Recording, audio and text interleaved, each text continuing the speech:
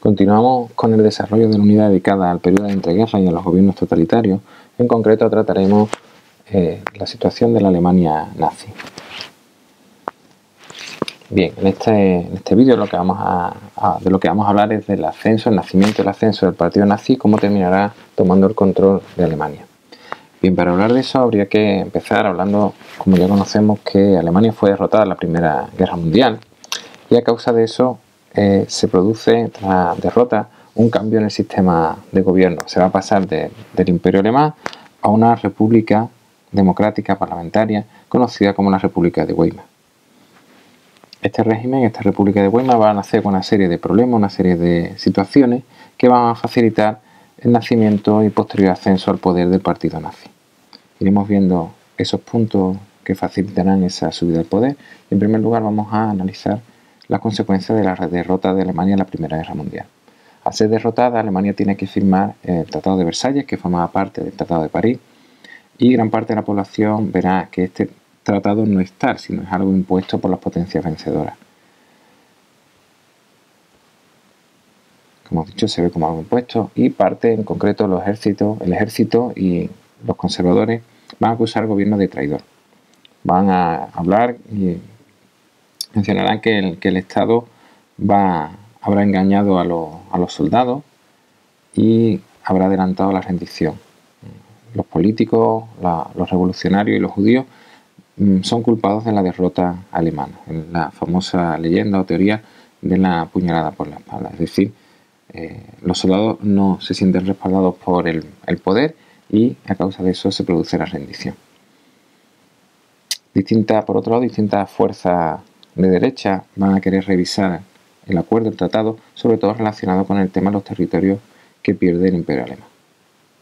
Parte pasará a ser controlado por las nuevas potencias, creación de nuevos países, etc. Bien, en este ambiente Adolf Hitler refundará un partido al que pertenecía, el Partido Nacional Socialista Obrero Alemán, el NSDAP, el partido nazi, lo hace en 1921 en la ciudad de Múnich. Se va a crear, relacionado con esto, dentro del partido, unos escuadrones paramilitares, las conocidos como el grupo de las SA, que se dedican a atemorizar a los adversarios políticos y se pondrá en manifiesto el componente antijudío de estos grupos y va a adoptar una serie de símbolos, una cosa parecida a lo que hicieron los grupos de las camisas negras italianas. Camisas pardas en este caso, la utilización de la cruz amada y el saludo también, el saludo con el brazo levantado, el saludo a la romana. Bien, otro elemento será el desorden económico que vamos a tener en este periodo. Como ya sabemos, tras el fin de la Primera Guerra va a haber un periodo de hiperinflación sin precedentes altísimo, el valor del dinero bajará mucho. Aquí tenemos un ejemplo de un billete de 100 millones de marcos, que como veremos un valor altísimo y totalmente desproporcionado en relación a lo poco que va a valer el dinero. Relacionado con esto, el pago de las reparaciones, el pago del dinero que hay que darle a los aliados a causa del daño producido por los alemanes, empeorará lógicamente la situación económica alemana y el momento más grave se ha producido en 1923, cuando al no ser Alemania capaz de seguir pagando esta deuda, Francia va a ocupar la zona del Valle del Ruhr y lo utilizará como una garantía de cobro. Va a ocuparlo hasta que cobre el dinero que se le debe. De 1924 y 1929 la situación económica va a recuperarse un poco, pero como nos podemos imaginar, en 1929 la crisis del crash del 29 va a llegar a Alemania y el desempleo volverá a subir de forma muy importante.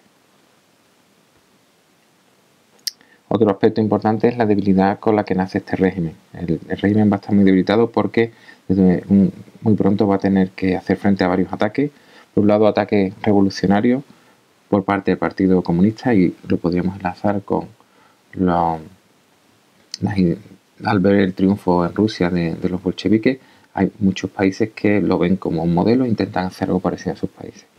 Bien, pues el levantamiento de la Liga Espartaquista, que se produce en 1919, está relacionado con eso, y los comunistas pretenderán, como estamos comentando, establecer un gobierno utilizando el modelo soviético. Esto va a ser duramente reprimido y por otro lado también va a haber movimientos de derecha, podemos decir separatistas, por parte de varios estados, sobre todo en la zona de Bavaria, y habrá varios golpes de Estado intentando atacar al gobierno de Weimar, a la República de Weimar.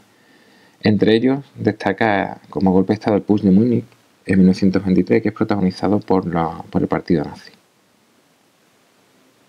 Como decimos, protagonizado por el partido nazi, en concreto, lógicamente por Hitler, su líder, y va a fracasar. Y Hitler, a causa de esto, va a ser detenido. En esta foto aparece con varios de los miembros del partido que serán detenidos, y va a cumplir de una condena inicial de 5 años, cumplirá solo 9 meses. Durante esos 9 meses, de los que saldrá muy reforzado, escribirá su obra Mein Kampf, mi lucha, en la que expone su pensamiento, su programa político, en la que se refleja el desprecio por la democracia parlamentaria, su antibolchevismo, antisemitismo también, la idea de la superioridad de la raza aria. Y el régimen de Weimar, con todo este tipo de ataques, se va a orientar más hacia la derecha, va a reprimir más duramente todos los ataques que vengan de la izquierda que los de la derecha, algunos de manera muy clara, sobre todo, por ejemplo, las milicias paramilitares, esas SA de las que hemos hablado, van a atemorizar a judíos y al movimiento obrero prácticamente con impunidad. Es decir, los castigos serán más débiles y se le echará menos cuenta que a todos los ataques que vengan por la izquierda. Bien, el Parlamento, por otro lado, va a estar muy dividido, ya que el sistema electoral va a hacer que sea difícil formar mayorías absolutas para gobernar. Por lo tanto, se van a formar pequeñas coaliciones o coaliciones, pero muy inestables. Habrá una gran cantidad de cambios en el gobierno, y los partidos más importantes en este gobierno va a ser, por un lado, el Partido Socialdemócrata, el SPD, y el Partido de Centro Católico, el Centrum. Por encima del gobierno, es una república, lógicamente estará el presidente de la república.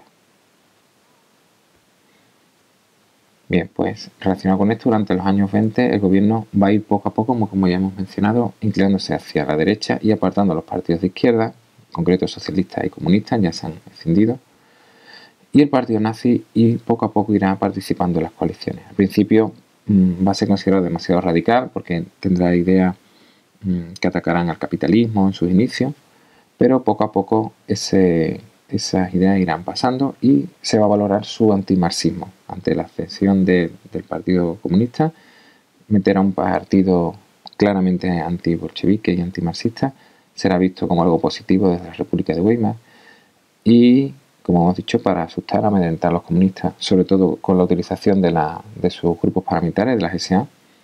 Así que el partido nazi irá poco a poco entrando en el gobierno, recibiendo el apoyo del gran capital, porque irá abandonando poco a poco su discurso revolucionario.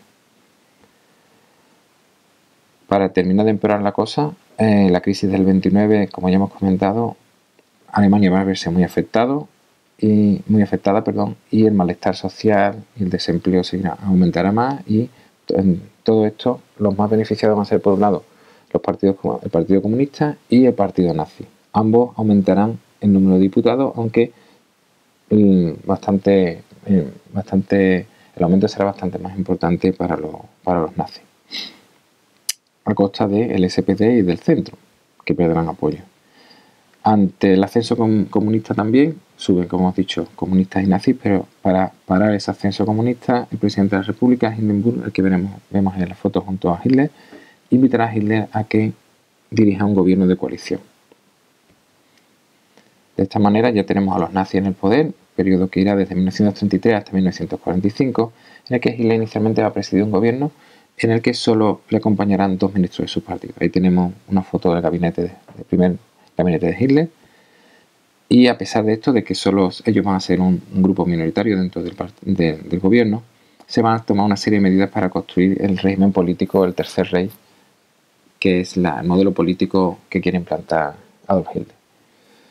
Bien, en primer lugar va a exterminar toda oposición, convocará rápidamente elecciones, y aprovechando que en ese periodo de elecciones el Reichstag, el Parlamento, va a ser incendiado, pues se utilizará para culpar a los comunistas, y se utilizará para decretar un estado de excepción, donde se van a suprimir los derechos democráticos. Todo eso durante la campaña. Los comunistas serán encarcelados, y aún así los nazis solo logran el 44% de los votos, no consiguen una mayoría absoluta. A pesar de eso, sigue su política, en la que se van a prohibir los partidos políticos y asociaciones, a excepción del partido nazi y de sus organizaciones y sus grupos.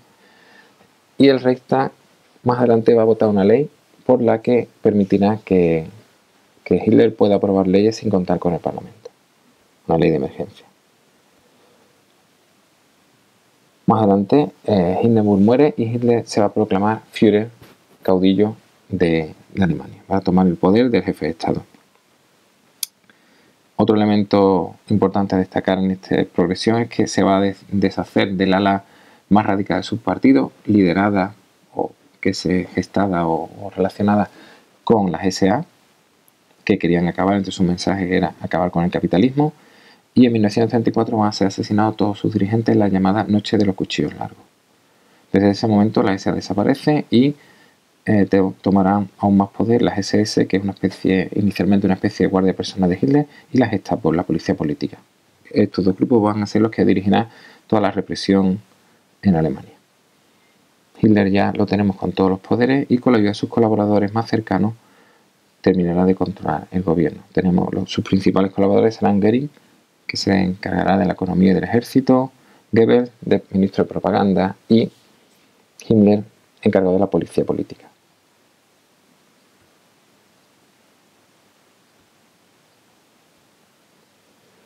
Respecto a la economía, se va a imponer una economía de guerra, porque el problema que veían los nazis es que ellos querían convertir a Alemania en una potencia mundial. Para eso se va a implantar un importante dirigismo desde el Estado, cuyo objetivo va a ser que Alemania se convierta en un país autosuficiente.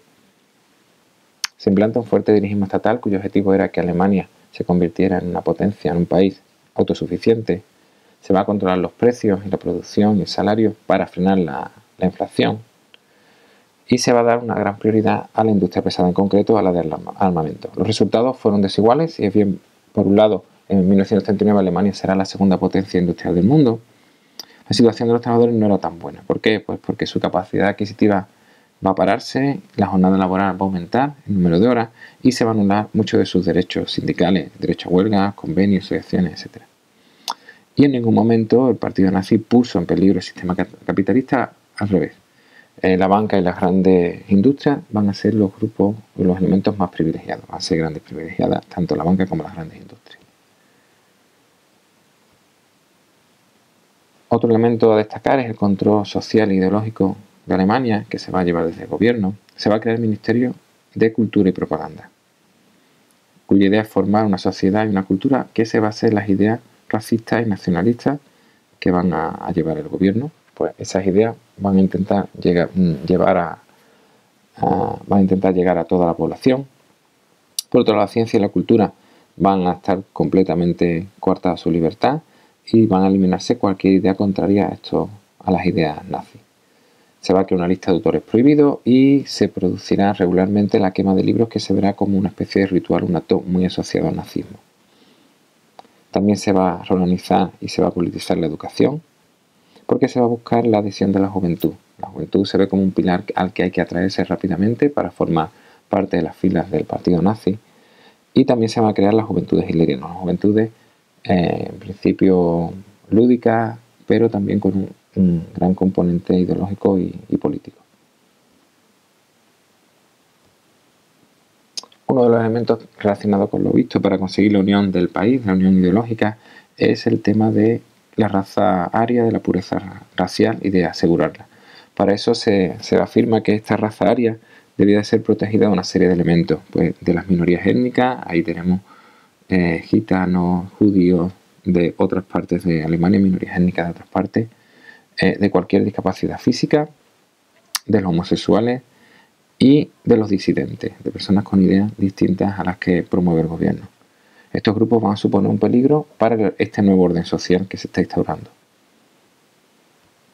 Estos grupos serán reprimidos, pero el tema de la cuestión racial, el grupo que fue más perseguido fueron los judíos. El antisemitismo representaba la idea de mostrar al pueblo alemán una cabeza de turco que fuera responsable de todos los males que tenía el país o que había tenido el país, todos sus problemas. Así que la política antijudía va a pasar por diferentes etapas, diferentes fases.